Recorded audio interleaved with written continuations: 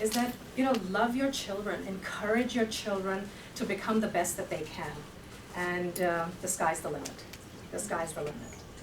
Our next speaker is Saadia Covert.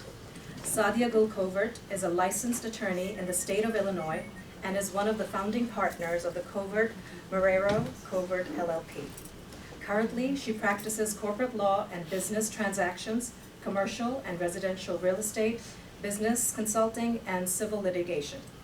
In addition to her legal experience, she currently serves as the County Commissioner for the DuPage County Board, District 5, the first Pakistani Muslim elected. Saadia Covert has also passed legislation in Illinois amending the Criminal Penal Code on hate crimes. Please, everyone, put your hands together for Saadia.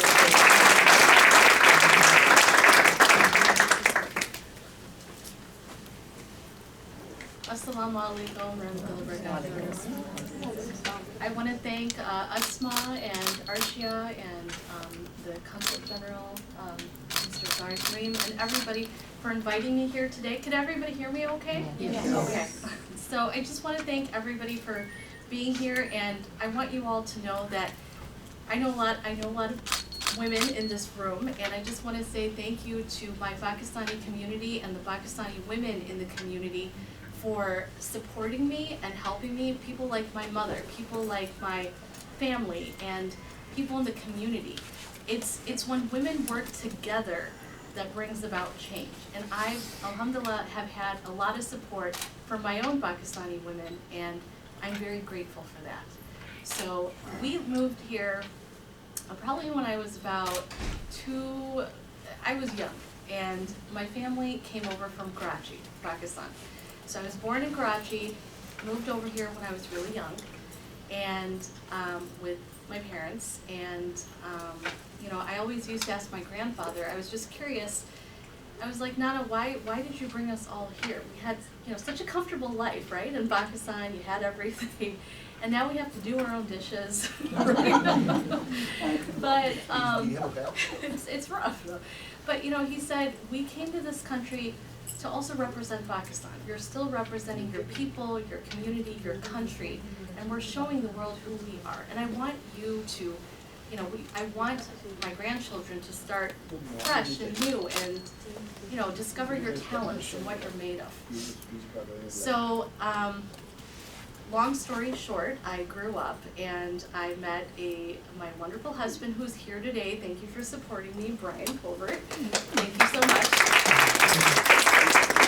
I have to work on, I have to pledge on, make myself stronger to drive to downtown Chicago. That's my goal. So I don't rely on my husband. So I will be working on that issue. But after I met my husband, I decided, we met in college and I decided to go to law school. Horrifying news for my family because I used to be pre-med and they wanted me to be a doctor. So that didn't work out. After they discovered LSAT books in my closet, I was in big trouble. So, but my dad and my mom, they were both very supportive. And they said, if this is what you want to do, we support you. So I went to law school. I was on I like to call it the traditional track for Pakistani girls. You go to school, you get married, you have children. My parents were always like, you can do whatever you want after you get married. I don't know how true that is. So I went to law school, completed my bar exam, got licensed. I wasn't allowed to get married until I passed the bar exam. So I studied 8 hours a day, every day for 2 months to pass the bar exam so I could get married, right? So got married, had my first child, and opened up our law practice, and then have my second. And during the time when I have three beautiful children. So after my second child, I started getting a little bit more active in politics. Not politics, but policy making. And I noticed that there were a lot of hate crimes going on nationally. There were 3 Muslim dental students that were shot in South Carolina. There was a hate crime at the Ensheim synagogue, a synagogue near our area in Lombard. and just a lot of hate crimes going on across the country. So I decided to not be an armchair activist, but to actually do something about it.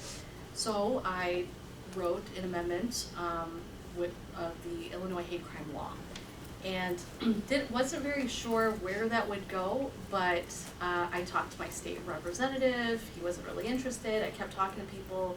I was having seminars about it, because hate crimes was something that affected so many people, so many diverse communities. And I finally found somebody who did sponsor my bill in Springfield.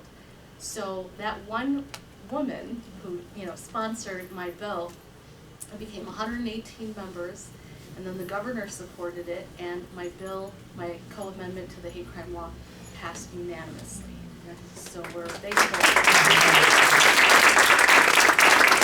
So after that, I think a couple of years later, I was pregnant with my third. I was expecting my third child. But I didn't let pregnancies or having children hold me back. I'm a wife, I'm a mother, I'm a daughter, and I think personally, I believe that family is important to me. So, and I was able to do everything I wanted to do, be a lawyer, have my own law practice, pass hate crime law, and get involved in politics, all with taking care of my family, my children. So it is doable. It's not all or nothing. You can do it. You can do it all. Yes, it's tough. Maybe I don't get enough sleep, but it'll change eventually. So after my second child, after the hate crime law passed, I was approached. I think my third child was about not even a year old, and I just wanted to do my policy making quietly. I didn't want it to be a big thing, but it did blow up into news stories in the newspaper, and there's press conferences. And before my third, my son was 1 year old, I was approached to run for DuPage County Board. Now, I never imagined a life in politics. I never really planned on it. And my answer, they took me to a nice dinner, and they asked me at dessert after it was all over. Of course, a really nice dinner, nothing's free. And they asked me, would you like to run for DuPage County Board? We'd really like you to run. And I was like, I think I could answer that later. I really have to think about it. My child was not even a year old, and I wasn't sure how I was gonna do this. Whatever I do, I take seriously. I wanted to put my 100% in a campaign. And I wasn't sure if I was able to do it or not. So I came home and discussed it with my husband. I'm like, guess what? I was asked to run for county board. How do you feel about that? He's like, he jumped. He's like, absolutely, I'll help you. It's great, you should do it. So I called people back who asked me, and I said, no, I can't do it. And I talked to my dad about it, and my mom. Well, no, I saved my mom till the end because she doesn't like politics that much. So I talked to my dad, and he was like, you should do it. This is wonderful. I'm like, okay. And they emailed me again, and I said, I don't know. I said no 5 times because I wasn't sure, and I told my husband Brian, I'm like, you're gonna eat frozen pizza and Dr. Macaroni and cheese. I can't. He's like, it's okay. I could do that. I could live through that. But it was a daunting task at the beginning because you take it so seriously. It's public service. It's something to be taken seriously. So after 5 times of saying no, I got some other phone calls from state and congressional, and one woman told me, she's like, why are you saying no? And I said, my son's not even a year old. She's like, so I had a baby, he was in a stroller, and I took him in a stroller campaigning. I did it. I had a child, a young child. And I was like, well, I don't know, I gotta take care of him.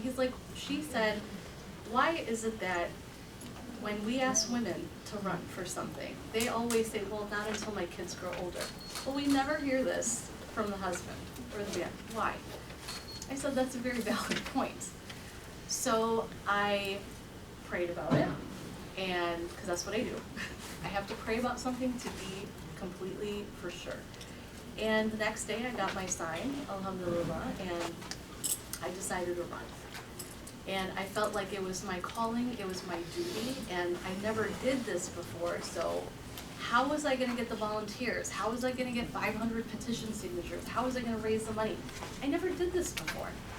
But you know what? Alhamdulillah, everything came in. The volunteers came in, the money came in, everything just worked out. And I felt that it was my duty. I'm an immigrant from Pakistan, but we came to the United States and now we're citizens over here. And we are showing our love also as Pakistanis for the country that we live in, for America. And we are serving here now. But we're always gonna have, you know, both identities, Pakistani and American, and we're very proud of that. And we show our leadership style on how we vote and how we make decisions. And I'm happy to, so long story short, went through the campaign and I wasn't sure if I was gonna make it. I'm like, I don't know if DuPage County is ready for somebody like me. They've never had a Pakistani woman or Muslim woman in 200 years. So if it works, you know, and I love it. So, you know, I try to help. So what I take from my life experiences and what I do is, it's very important to pass this down and move this forward, pass it forward.